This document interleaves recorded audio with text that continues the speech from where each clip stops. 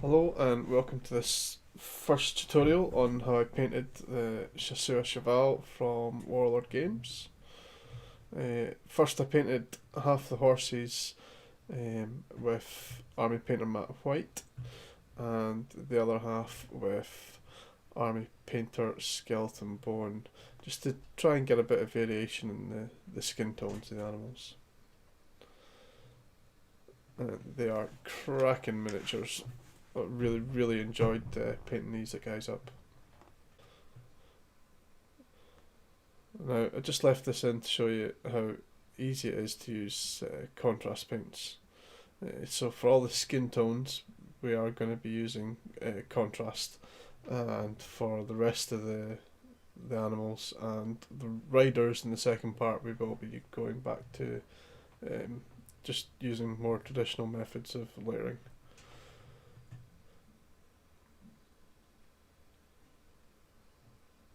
So it's easy enough just to slap on the contrast paint. There's no great secret or technique that you need to know.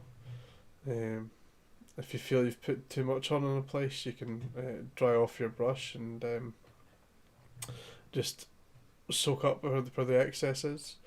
If you don't feel you've put enough on somewhere, just stick some more paint on and get it on there.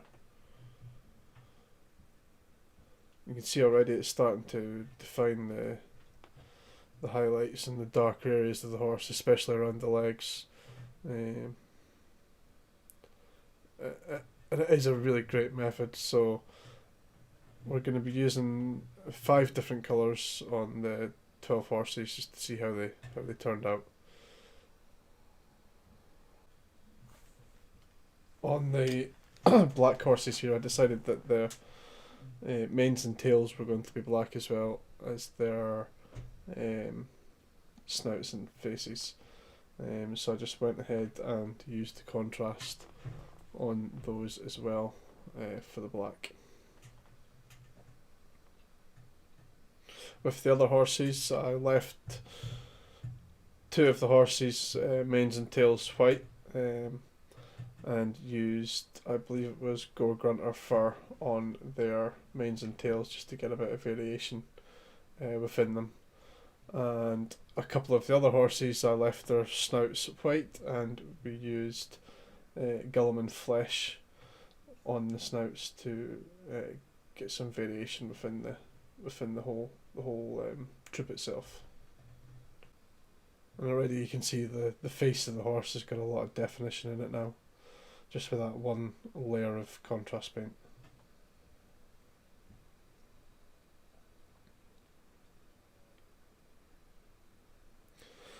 So here are the colours we used.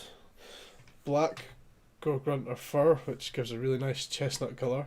Apothecary white, although at this point I will point out that it obviously does not work on the skeleton bone coloured horse, but we'll come back to that in a minute. I actually went over it in snakebite leather and it came out absolutely fine. The snakebite leather horses, they were alright. Quite like the Agros Dune colour on them, and for a bit of variation, the Basilicum Grey just looked really nice on them. So you can see the definition in the horse there. Very little effort. What could take you a while layering up different colours. The contrast does it really well. Next up, the Gore Grunter fur horses. Really nice chestnut colour on these. Really like the look of those.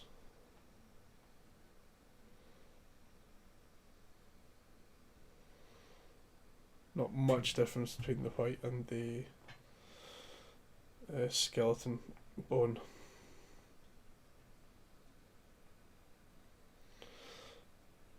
Now the apothecary white works fine on the white horse, but it just did nothing for the bone coloured horse. So that guy, he was redone just after that. Gives enough definition on the white horse. It looks better once we've got more detailed done in. It doesn't look as plain as that. The snakebite leather, absolutely fine. not overly excited by that colour, but once they're all done, they'll blend in quite nicely. I think it looks better with the white undercoat, definitely.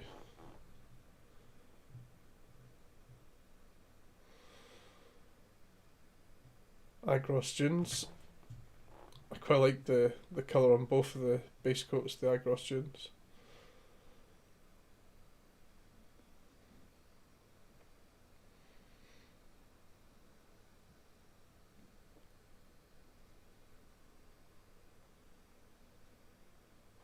And last but not least, we used Basilicum Grey.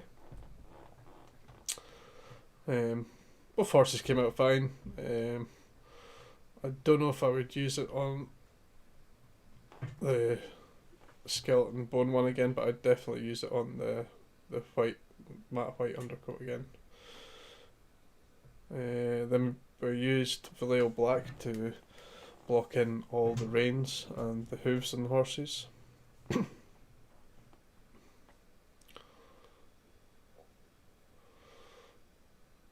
And don't forget about the little bit that goes to the back and the tail, which I kept doing as I was going along. And even on the contrast black horses, blocking in pure normal black colour, you can see the difference. Next up, as I drop that one, I used contrast black on the tails and the manes of most of the horses, leaving a couple out.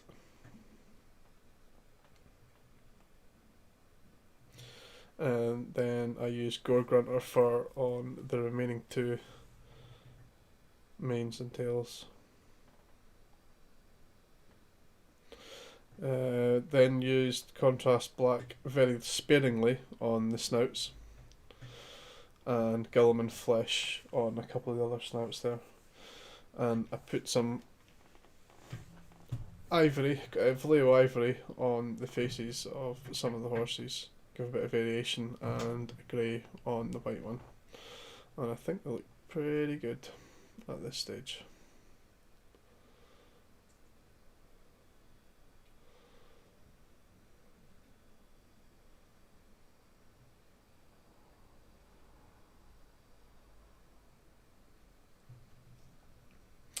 Next up, I used Vallejo ivory on the fleece covering the saddles, and gave that a wash with just a black wash, an old Flames of War paint I had, and used Vallejo game colour dark green for the saddle covers for the regimental colour.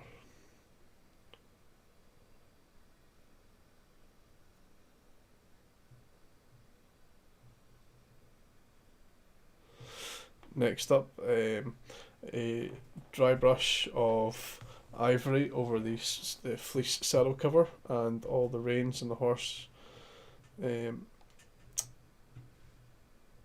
yellow on the edging of the cover, white round the edge of the saddle cover, and the horse got an all over dry brush of dark sand. After they're all over dry brushing, they had the silver on the details on the metal parts of the reins filled in, and the little brass breast connection there, a base coat of tin with a highlight of gold there. And after that, I was quite happy with how they were looking, so I got round to basing them. As I'm basing for black powder, they're based on 50 by 50 mil bases with two horses to a base, but we'll show you that in the next video once the riders have been complete.